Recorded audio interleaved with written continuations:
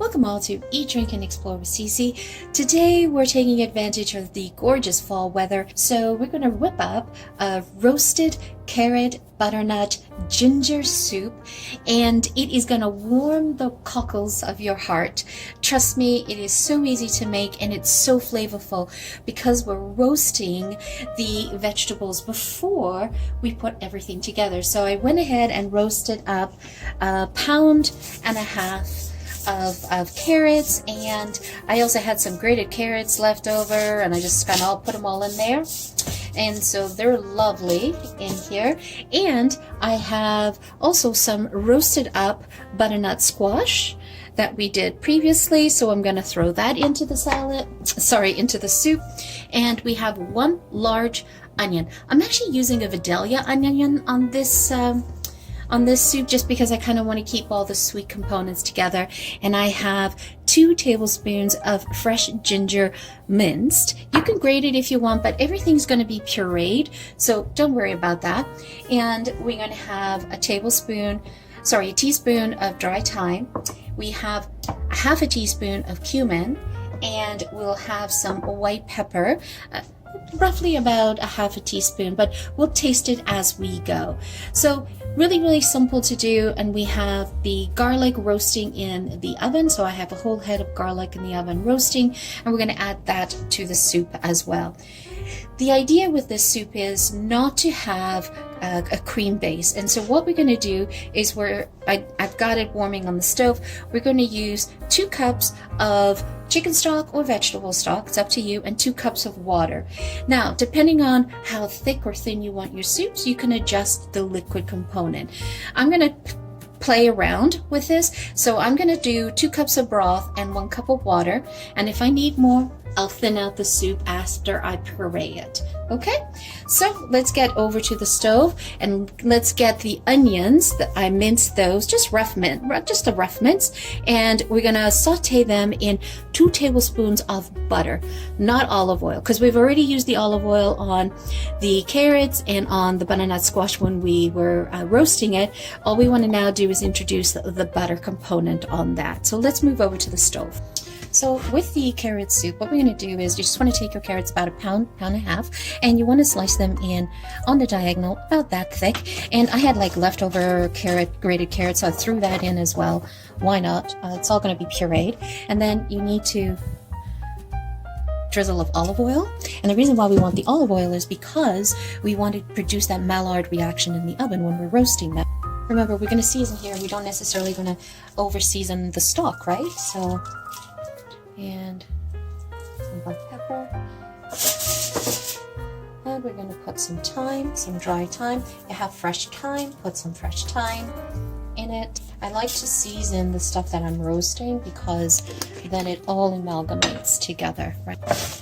And I can probably put a little bit more olive oil.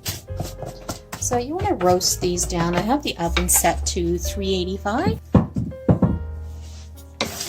And what we want is we want some nice roasted caramelized bits on the edges of the carrots. So try to even this out. The idea with the onion is you don't want to caramelize it. You just want to get them slightly soft and golden, but not caramelized. Add in some salt and some white pepper. I like to use white peppers, I just don't want to see the black pepper specks in the soup.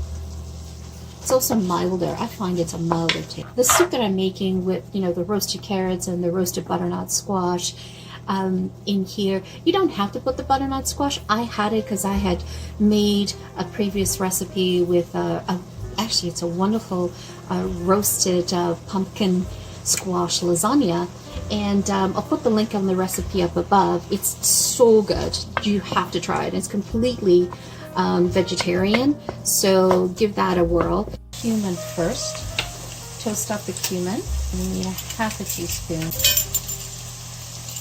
I like to do that before I add in the carrots, and I just like to toast it down with the onions.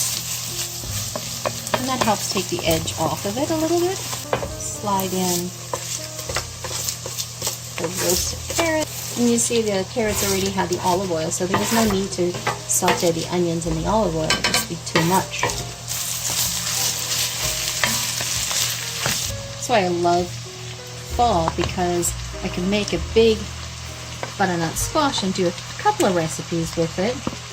And this was part of the neck of the butternut squash. Don't worry about the size, because it's all going to be pureed down anyway.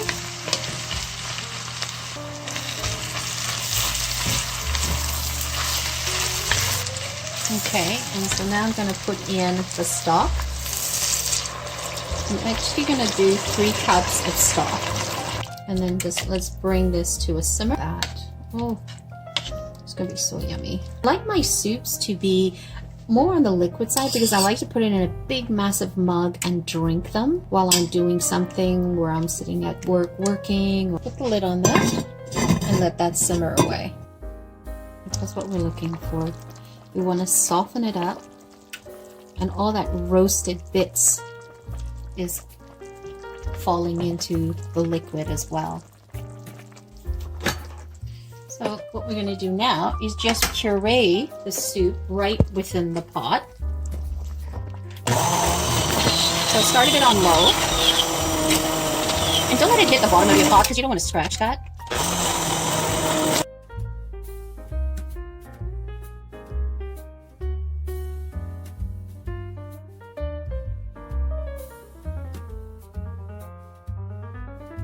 So now I'm going to add in the ginger.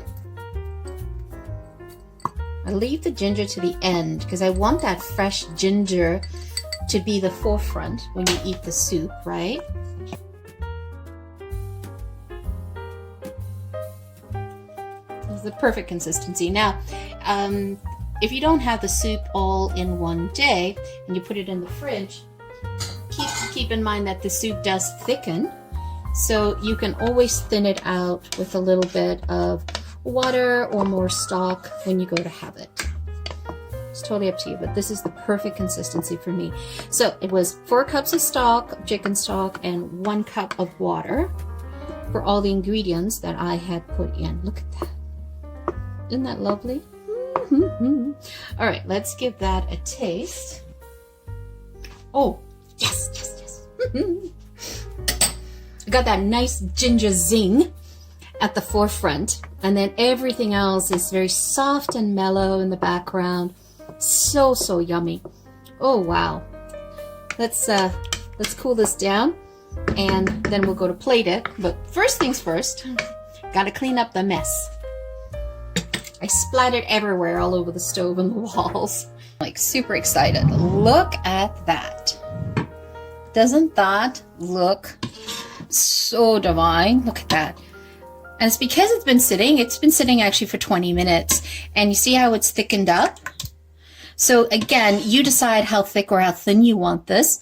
But for now, since we're going to be putting it in a plate, I'm going to leave it this thickness. But if I was going to do it in a mug, I would thin it down a little bit. So let's add a plate in.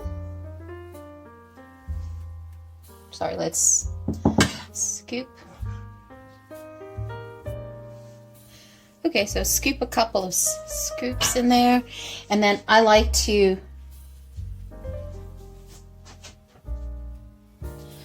finish it off with a sprig of parsley. I just put a dollop on the side.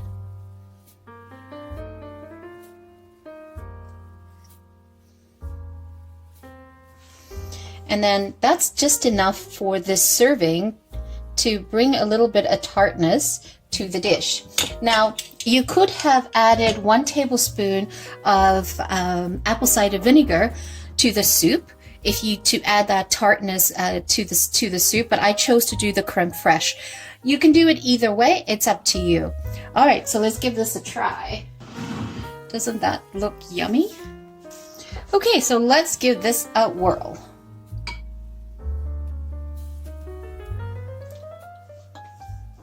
That is nice. In the background, you get this back flavor very, very subtle of the cumin that we toasted with the onion, that half a teaspoon. Perfect. But the forefront flavor, you've got that little bit of that zinginess of the ginger that is muted down by the caramelized carrots and butternut squash. And the garlic is soft, very, very delicate, absolutely fabulous. And the soup is not oily or greasy at all. Oh, I'm gonna really enjoy that for dinner. That is really nice. So there you go, guys. Thank you so much for joining me. Always greatly appreciated. If you're new to the channel, welcome. If you're a returning champion, thank you so much for showing your love. If you have not yet subscribed, hit that subscribe button, show us some love, and join the community. We're trying to grow this channel so we can send out more recipes like this to you all. Once again, thank you for joining me. Have a wonderful evening. Ciao for now.